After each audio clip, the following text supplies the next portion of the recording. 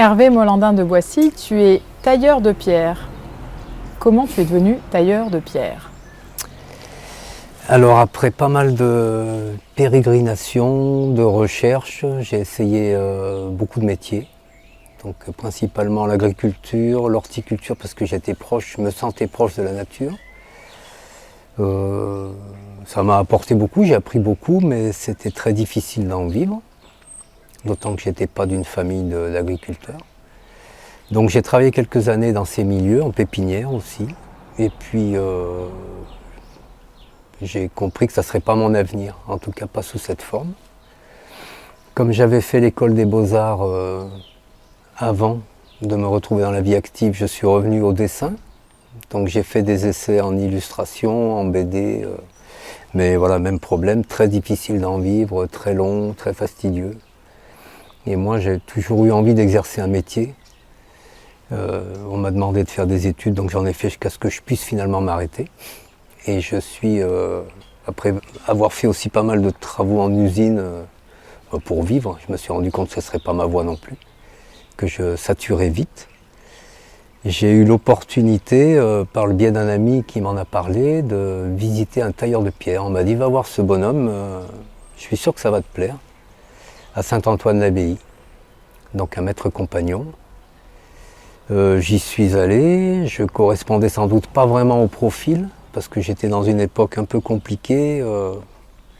J'avais plus l'allure d'un blouson noir que d'un apprenti tailleur de pierre. Mais le gars a dû ressentir quelque chose, il a eu une petite étincelle dans l'œil, il m'a dit bah, venez, il a eu un petit sourire, il m'a dit venez, observez, restez dans l'atelier, touchez à rien, parlez pas aux gens, restez là, observez. Passez un jour comme ça, un jour ou deux. C'est ce que j'ai fait. Et j'ai été vraiment emballé. Donc Saint-Antoine-l'Abbaye, déjà, c'est un très beau village médiéval. Il y a une abbatiale merveilleuse, des bâtiments incroyables. C'est niché vraiment dans un creux. Quand on arrive, on voit tous ces bâtiments. C'est magique.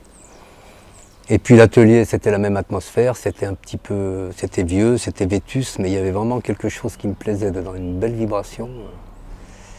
Et j'ai flashé vraiment, j'ai accroché tout de suite.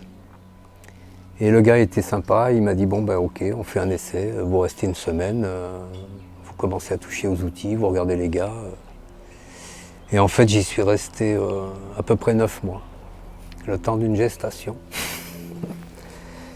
Et très très motivé, donc j'en ai bouffé vraiment matin, midi et soir. J'arrêtais à minuit, je faisais mes 8-10 heures de taille, après je faisais du travail pour moi. Et après, je me tapais des bouquins d'architecture, d'histoire de l'art. J'en ai vraiment... Il fallait que je rattrape le temps.